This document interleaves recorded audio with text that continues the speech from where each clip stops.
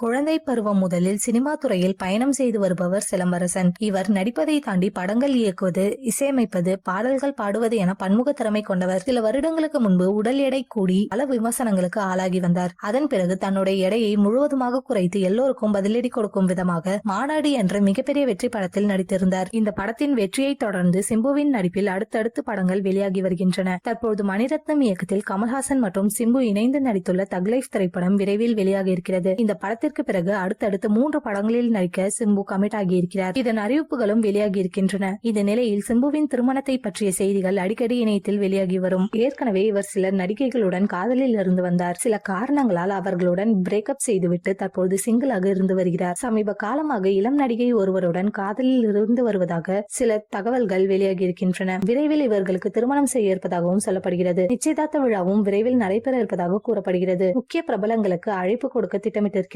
சிம்புவின் நெருங்கிய நடிப்பில் விஜய் இருந்து வருகிறார். சமீபத்தில் விஜய் நடிப்பில் வெளியான வாரிசு திரைப்படத்திலும் ஒரு பாடல் பாடியிருந்தார் சிம்பு. இதனால் விஜய் தனது மனைவியுடன் இவருடைய குடும்ப விழாக்களில் கலந்து கொள்ள வாய்ப்பு அதிகம் உள்ளதாம். சிம்புவின் திருமணம் பற்றிய அதிகாரப்பூர்வ தகவல்கள் விரைவில் எதிர்பார்க்கலாம்.